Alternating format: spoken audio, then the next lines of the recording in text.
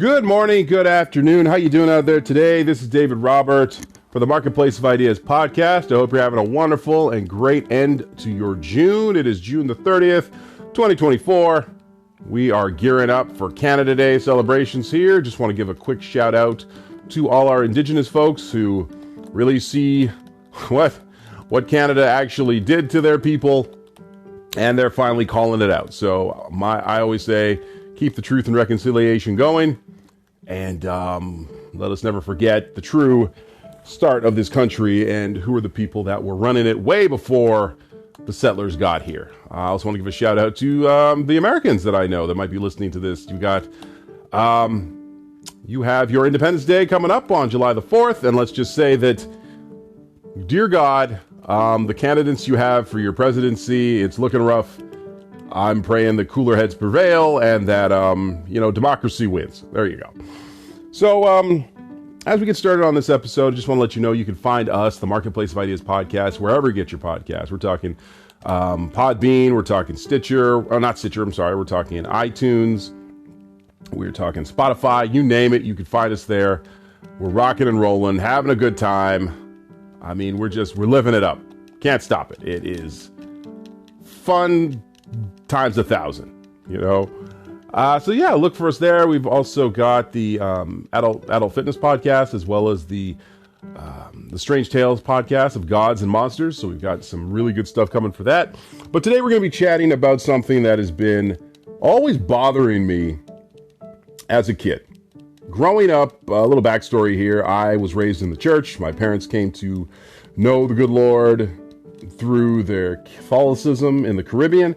And then as they got a little bit older, they saw a lot of the corruption in the Caribbean churches and decided, hey, maybe it's best to try something different. So they tried the evangelical flavor of Christianity, which, isn't bad. It's all good. But there's corruption there as well. And, myself growing up in that faction of Christianity, there was always this feeling that, particularly as a black person, you were not always welcome. Some of my first racial slurs I ever heard were in Killarney Christian Fellowship in the 80s. Had a kid come up to me and call me a bush babe, tar baby, porch monkey, a coon. We're talking like real Civil War era type insults. And I was like, well, thanks for that. I don't know what to do with all that, but much appreciated. I didn't actually say that. I actually just cried myself to sleep for probably a good week or so, because when you're young, you don't realize that there are D-bags and jackasses in every part of the world. Doesn't matter what religion or faith that you're in. So yeah, a little bit hurt and scarred by all of that, but you grow up and you gain some perspective and you realize that people are hurting out there and they need Jesus. They need or a slap in the face. But nonetheless, growing up, we were always taught that the people that were leading the congregation, that were leading the church, was supposed to be held at a higher moral and ethical standard, and it can be tough. We're all humans. We all have our flaws, our vices, our kinks.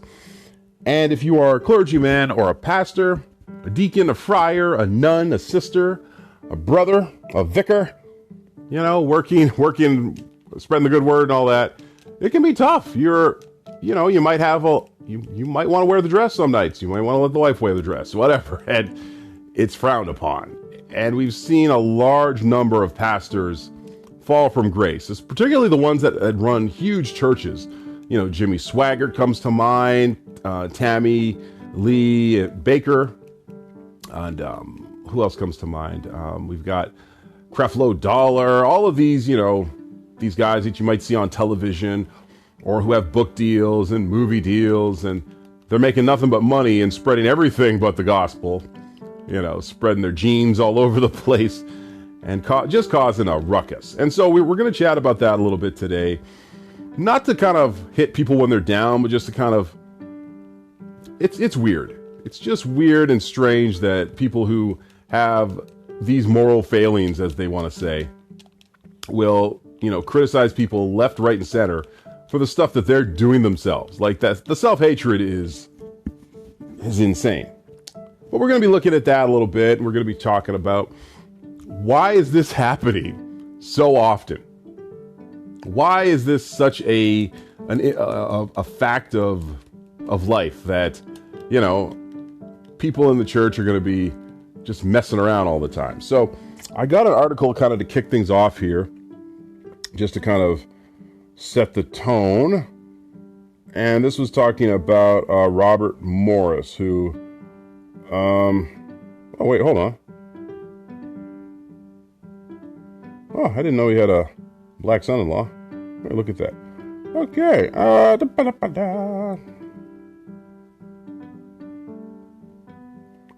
So,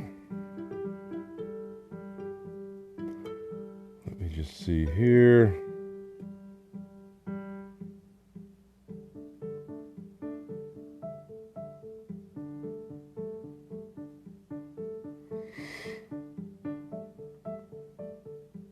Let me see. Sorry about that.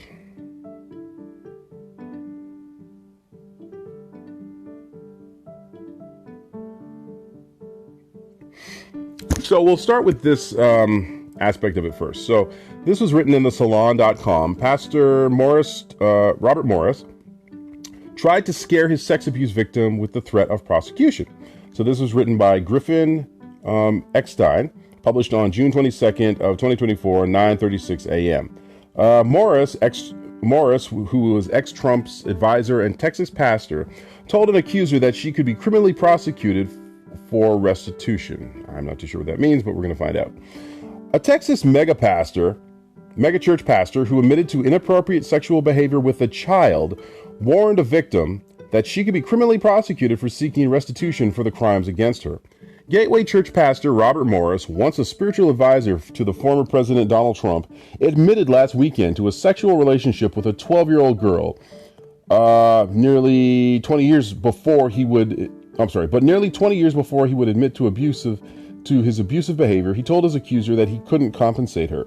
Emails between Morris and Cindy Clemshire, dating back to 2005, obtained by NBC News, show proof of a victim's attempt to seek justice and Morris's threat to her.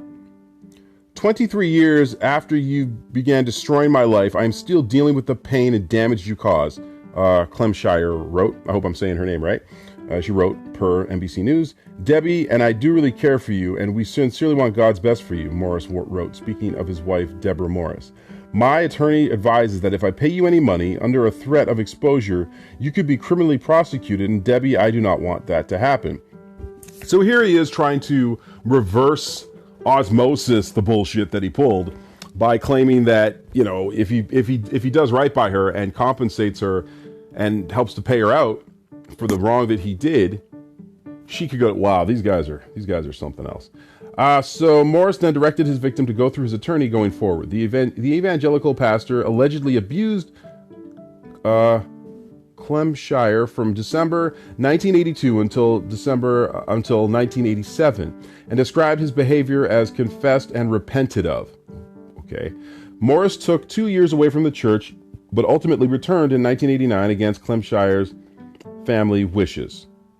Men that have over 100 counts of child molestation go to prison, Clemshire wrote in another 2005 email.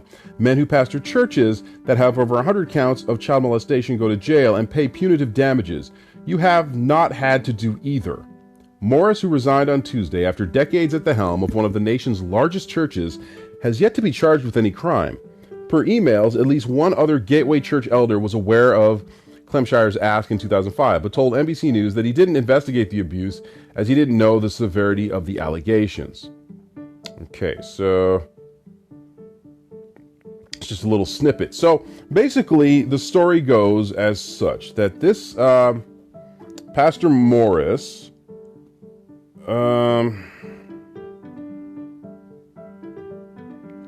me just see here.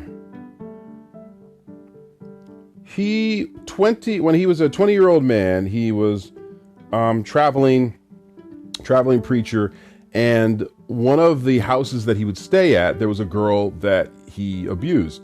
And this abuse went on for quite a long period of time. Basically, what had happened was this molestation would take place for several years, beginning when this this person was 12. So now the church board of elders is scrambling to respond to Clemshire's account.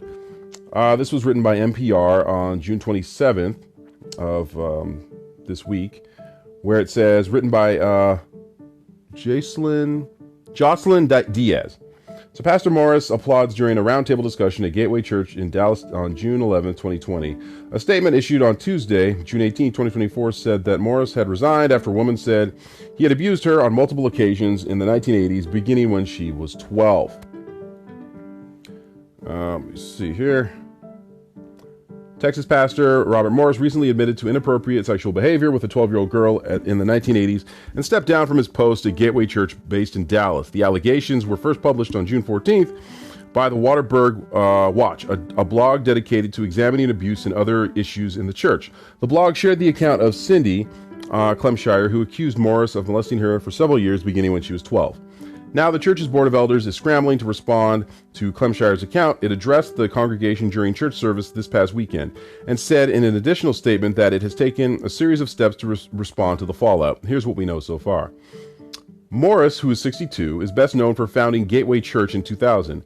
In its nearly 25 years, Gateway has grown to one of the largest megachurches in the nation, with about 100,000 active members. Goodness. According to the church, and 9 campuses in Texas and locations in Jackson Hole, Wyoming, and St. Louis. Morris grew to further prominence after the then-candidate Trump named him his spiritual advisor and a member of his Evangelical Advisory Committee in 2016. 4 years later, Morris hosted Trump at the Gateway Church in Dallas, where Trump referred to Morris and Stephen Doolin, another Gateway elder, as great people with such a great reputation.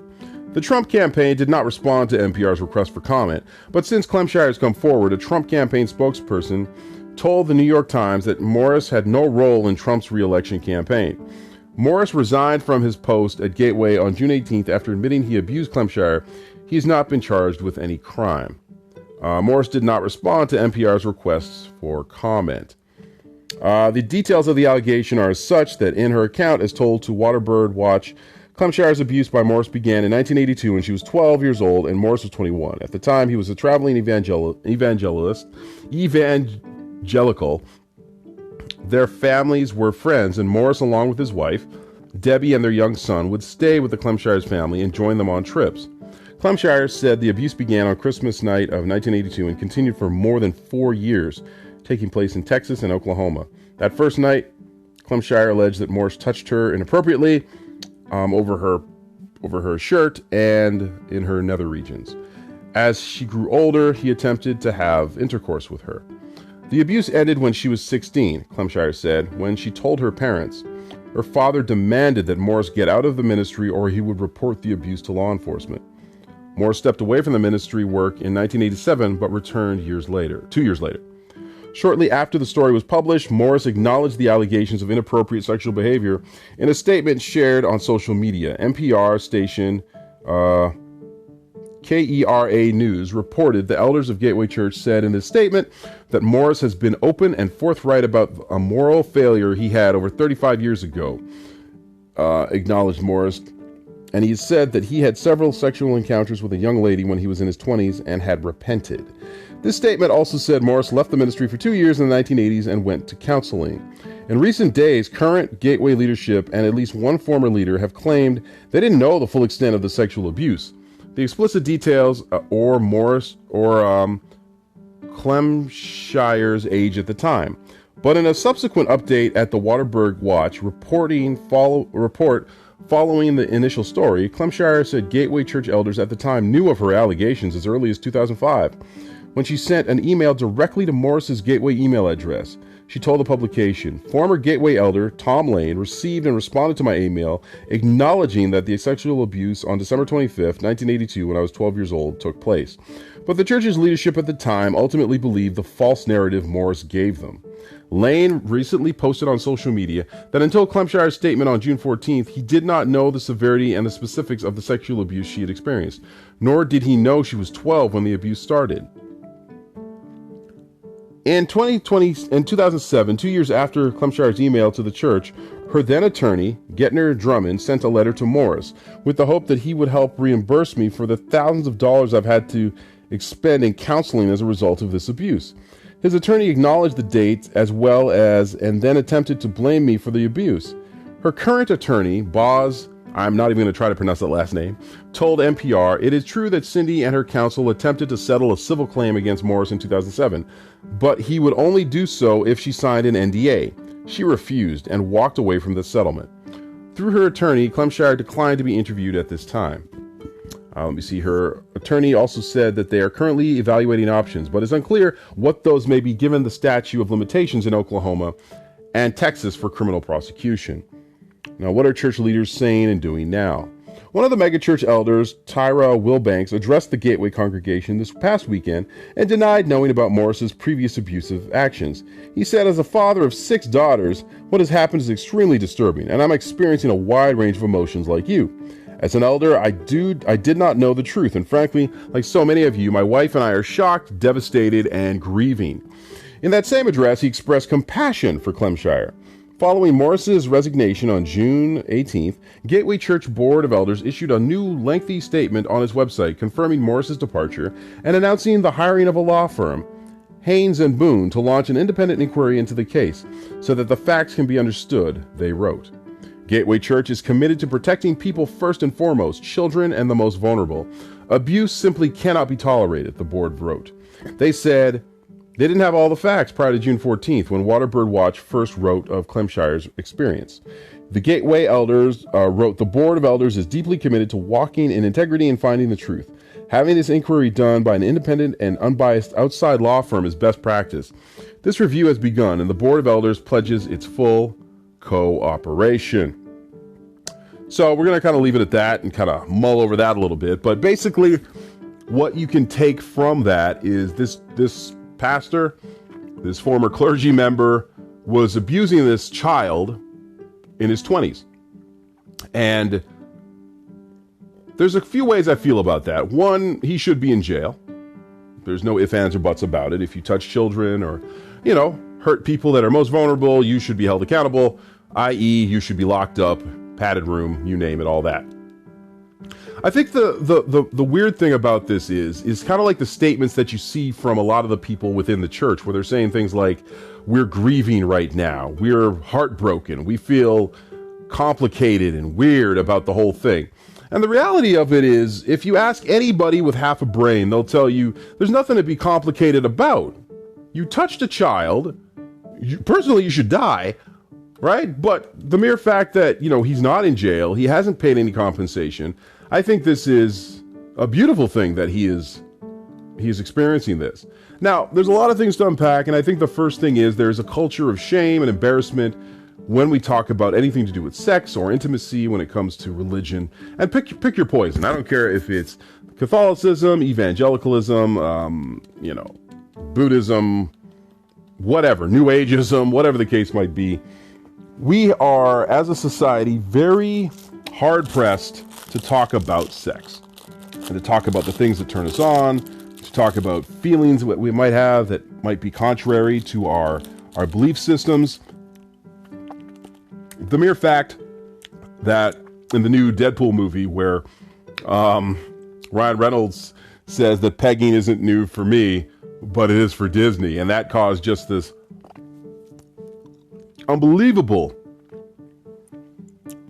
firestorm of people trying to criticize the movie. Now, if you've never seen Deadpool, I could definitely tell you that the character as well as the comic book is not PG-13, But all that to say that we have very much a puritanical mindset within the West when it comes to anything below the belt.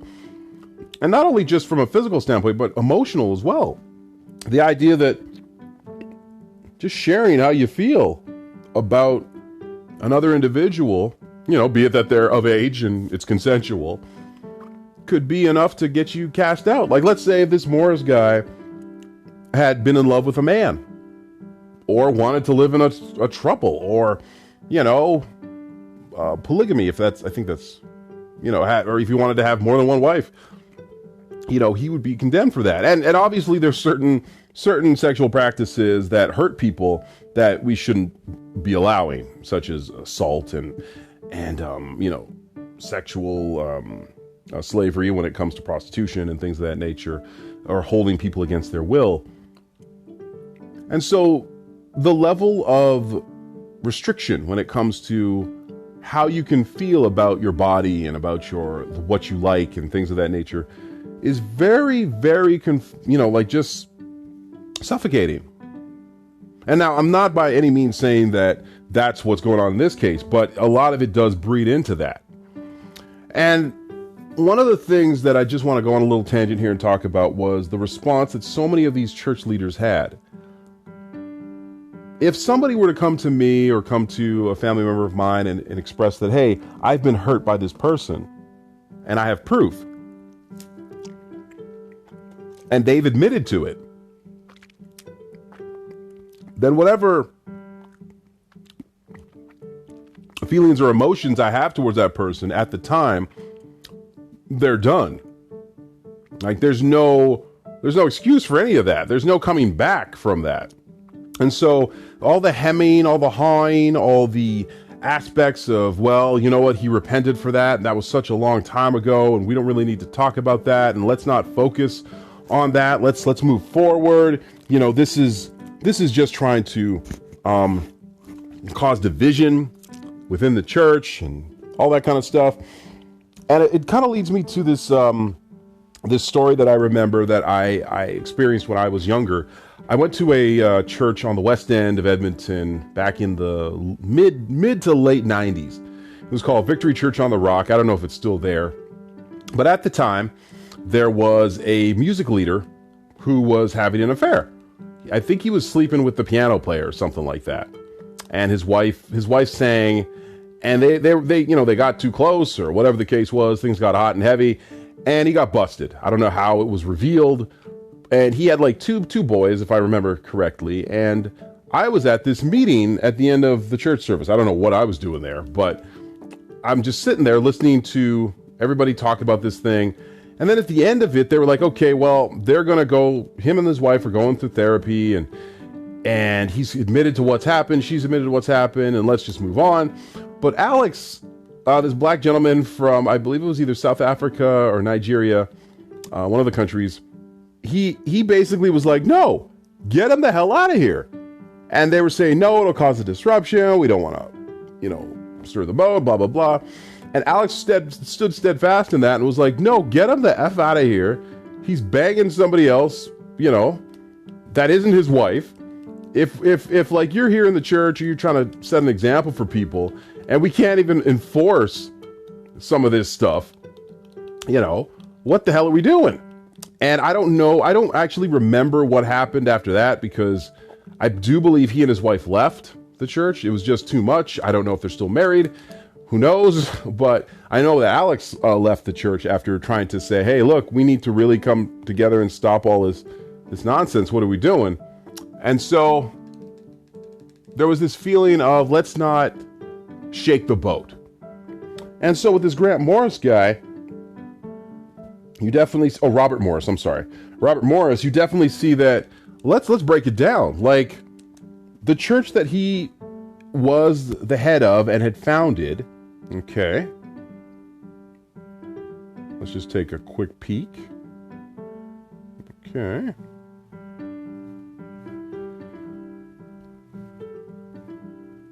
All right.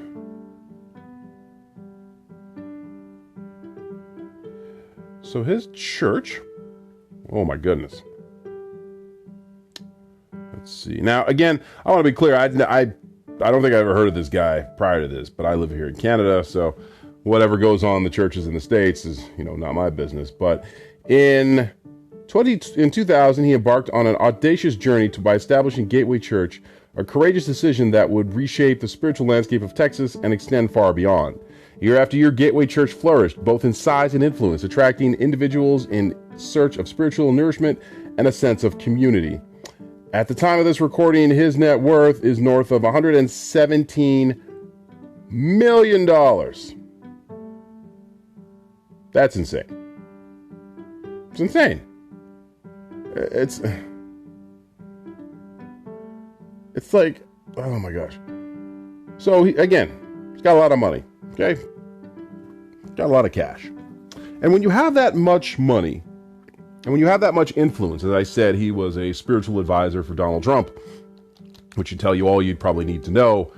But when you have that much cash on the line, you're going to be more inclined to kind of, stall a little bit. Not take things so seriously. Are we sure that he touched the girl? It happened so long ago. It's ancient history, statute of limitations. She might be looking for a payout. We don't really know. It's hearsay. I don't know. And just stall and stall and stall. As she wrote back in 2005, she sent an email saying, look, I spent thousands of dollars in counseling just to get over the shit that you did. And I don't know if she'd ever been to the police. But she's stating, look, man, you need to make this right. And I guess there was a settlement that may have been floated around, but she'd had to sign an NDA. Now, as far as I'm aware, an NDA is a non-disclosure agreement where for the rest of your life, you will probably not go to the press or to go public with what has happened. Obviously to protect his reputation and this idea that he's this divine moral character. And she said no. And I got to say, good for her. Good for her for, not taking the money with the strings attached that, hey, this guy gets to still walk around like he's a holy roller. And I think this is one of the points of this whole thing is that I grew up in this repressive idea of sexuality and intimacy when it comes to the church and what it has to say about it, and that sex is only to be held between a man and a woman, hetero man and a woman, married for procreation. And as you get older, you realize that's just not how it really is. And it's practiced, even within people within the church. People have sex for pleasure, they have sex to procreate, to get closeness, to come together, all that kind of stuff. And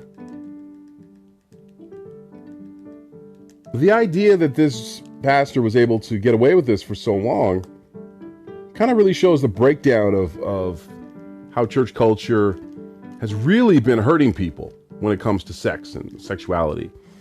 And myself growing up, as I was saying before, there was nobody to talk to you about, the birds and the bees. You kind of had to get all the dirty jokes from your friends in the locker rooms and all that. I remember walking to school one day and seeing a Hustler magazine. I'll never forget that. And it was like, this woman was on a bike. She was in leather and she was like, her top was off. And that's your introduction to this sort of stuff.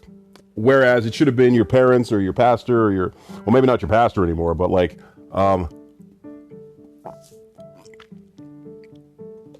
someone just that you can trust telling you, hey, this is what's going on, this is what your body's going through and everything else. And so it led me to watch a lot of porn, like a lot. And not by today's standards, because if we had access to what we got today now, good Lord, I don't think it would be rough. But all that to say, I'm not going to stand here and act as if I've never, seen crazy videos late night or early mornings or whatever, or watched a ton of this stuff. But I'm not going to go out and condemn people who've seen it either. I'll say things like, hey, the industry is pretty crazy. You got to be careful what you're watching out there. A lot of these actresses and actors are part of the sex trade and have been, kidnapped and stuff. And there's a documentary on Netflix by Kadada Jones, the daughter of Quincy Jones, and it's called Hot Girl Wanted. And they talk about what happens when, these young models head out to LA, and by the time they're 21, 22, they're out of the industry. And they've just been destroyed by it. And I'm not some pastor trying to tell people, hey, don't look at this, don't look at that, but it definitely is something that, is not probably the most healthy for your mental health and your physical health and just all sorts of health altogether. But when we view how these people are able to kind of repress all of that, it's not a good thing. And so I think coming out of this whole thing, and there's so many other pastors that have recently stepped down that we could get into that have had quote unquote moral failings or whatever else. But I think what we need to do going forward is really start to create a culture within these walls of churches where people are not ashamed of their bodies, where we can talk openly and freely about what's going on in between our minds, what's going on with our development, all that kind of stuff. And I think it leads to three things I want to get to for this whole podcast. And I think the first is when you understand at a young age that your body is your body, that no matter what sort of authority a person has over you, be it a parent, a doctor, a teacher, a bus driver, nobody has the right to tell you what to do with your body, unless it's like a doctor, like telling you how to get better or to feel better. But if it's something that your gut is telling you, this just doesn't feel right. Like this just does not feel okay. Like I feel this is wrong. Trust that. And if we're teaching kids to say, no, like this is wrong. I don't consent to this. I don't like this. This feels bad. I'm going to tell somebody. And so I've instructed both my kids, I don't care who it is. If you tell everything. I'm raising a bunch of rats in this where they're just talking, talking to everybody, because again, the shame and embarrassment that this woman probably felt, feeling like this is her fault. I'm guarantee if you sweep the internet, you'll hear people saying, well, God put, what was the line I heard somebody say? The devil put young women as temptresses in the path of these great men because he knows that he'll be able to knock them down a peg. And it breeds that whole narrative of let's blame the victim. Let's blame the child. Like the idea is that there's nothing that this innocent child could have done to have warranted this sort of behavior onto themselves. They didn't deserve it. It shouldn't have happened. And it was wrong. And if this guy wanted to make it right, come forward and say, look, I did this. This was wrong. But again, with all the money that was involved, all of the prestige, all of that other stuff, who wants to give that up? And another little side token, and I know this is wrong, but at what pastor do you know that should be that rich? It's crazy because there's a verse in the Bible that talks about when Jesus was talking with his disciples and he needed $1 to show for an example for something. And so he's asking people around, hey, does anyone have a buck? Could I borrow $1? Because I gotta make this point. And the idea that he didn't have a buck, he didn't have two coins to rub together, right? But people who are ministers in the United States and in certain maybe parts of Canada and Australia with Hillsong and all that, they're multi-millionaires. It just doesn't make any sense. Like the head guy of your religion, being Jesus, was the son of a carpenter, was broke, died without a penny to his name probably, talked about giving money away, helping the poor, not hoarding your cash, tithing, giving, helping people out. Obviously, yeah, you're going to give some tough love every now and again, telling Sister Anne Frank to stop banging, all the brothers in the congregation, or Brother Paul to, knock it off and get back to work or whatever. But the idea that you could have hundreds of millions of dollars as a pastor, it's just insane. To me, it reeks of hypocrisy. But that's just me. And again, in a free market society, who's to say what you can and can't make when it comes to money? It's a free market. But it just asks, should a pastor have that much cash? I don't know. But all that to say, back to my other point, which is you want to have an open society in the church to talk about this stuff. And yes, it can be embarrassing. It can be very, what's the word I'm looking for? The idea of sharing a lot of this stuff could be very, feel kind of weird. You're talking about sex, you're talking about boobs and pee-pees and wee-wees and all that stuff. You're talking about periods and semen and all that other stuff. You're talking about things that come out of the human body, that go into the human body. But if you don't, right? If we keep having a culture, if there keeps being a attitude of shame and blame, of not being open and not being willing just to talk, we're going to get more cases like this. When the scandals broke during 2003, which the Archdiocese, if I'm not mistaken, and let me just see if I could bring this up. Let me see.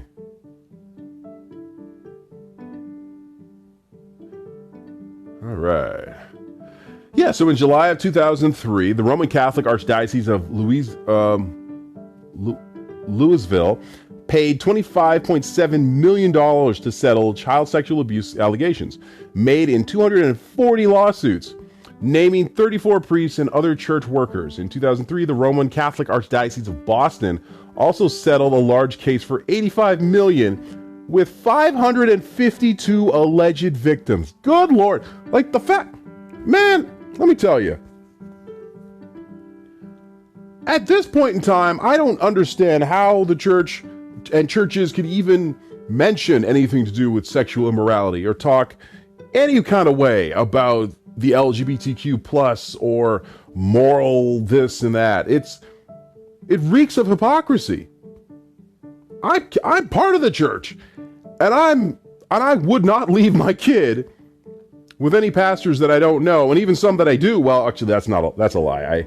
I know a few, and I'd probably leave them with them because I got them in the family. But the idea that a lot of these mega churches would even think that they could, have a voice into what's going on is shocking. It's insane. I'm sorry. And I feel bad for these victims. It just feels horrible to if you're a kid and you put your trust into these people and they just abuse it like that. And every day I'm always thankful that I had some honorable men and women around me growing up, from teachers to pastors who, didn't take advantage of me and didn't try to hurt me. But not everybody is that lucky. And so I think the last point I want to make is that a lot of these people need to be held to account. Now, again, I'm not saying I'm some innocent choir boy. Excuse me, just had a sip of water or whatever. And I'm not somebody that's holier than thou. But when it comes to children and protecting them and just watching out for them and making sure they're safe, the evangelical church, the Pentecostal church, the Catholic church, in that tradition has a long way to go.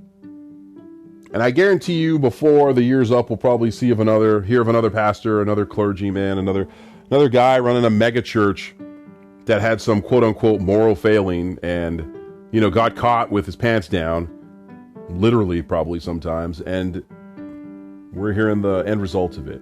And so I think, to kind of land this plane, close it up, I think we got to keep calling these people out. Call them out for wrongdoing and hypocrisy. And we got to also call ourselves out for it too. It starts with all of us, like holding people to the real account that, hey, you hurt somebody. You're not just going to get off with a slap on the wrist. You hurt a child. You shouldn't be that comfortable walking the streets. If you hurt like an innocent kid or harmed somebody that looked up to you as a role model, you should not have the audacity to feel that you can, kind of be safe in these streets, walking around like nothing's going to happen to you.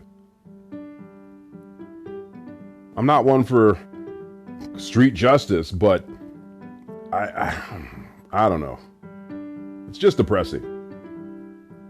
You know, why would anybody trust their kids to anybody in any type of church? It's beyond me at this point. And I don't know. Time will tell. Time will tell what happens with this whole thing, because it looks like it took place more than 35 years ago. So he's 62. She's, I think, in her 40s. Well, she would be in her 40s. And I just don't know. I don't know if he can be charged with anything. I don't know if he can be, I don't know, man. It's crazy out here. It's crazy. It's insane. We need to take these individuals and these people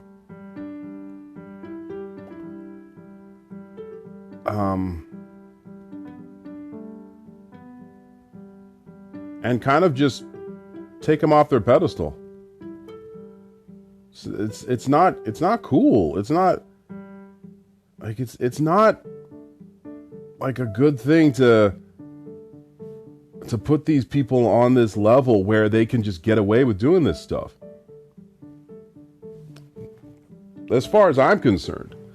Now, I'm not trying to be one of those people that's like, oh, we need to burn down the churches. We need to, haul out these pastors and whatever else. I'm not for that, because, again, before we end this, I had some great pastors growing up, real good men, good women who've helped me and have, given me a leg up and gave me great advice, spiritual guidance, all that, but there's just so many of these creeps out there. You got to ask yourself, like, how do you know who's the good one and who's the horrible one? Like, how do we know who's the one who will, like, really look out for you and who's a predator, who's a wolf? So I don't know. At the end of the day, we'll see what happens with this whole thing. Maybe we'll do another follow-up episode, as we got some more of these creeps, unfortunately, that just keep getting chance after chance. But you know what? Like I said before, if you see something, say something. Don't be one of those folks that are, well, I didn't know, and blah, blah, blah. Just be open with people. Listen. There's a lot of folks out there who've probably gone through a lot of stuff like this. And it's just kind of sad. But hey, justice isn't always blind, and when the truth comes out, karma could be a real mother, right? So I think this is a great lesson for all of us to just look out for one another, look out for each other, and to call out this nonsense when we see it, right? But like I was saying before, I want to thank you for listening. Thank you for sitting here on a Sunday with me in Phoenix. Right, Phoenix? Phoenix is my cat, by the way. Well, maybe my wife's cat, but I got a cleaner litter box, so whatever. But anyways, thanks for listening. Like I said before, you can find us, the Marketplace of Ideas podcast, wherever you get your podcasts. We've got Adult Fitness Podcast. We've got Of Gods and Monsters coming either tonight or tomorrow. So look for that.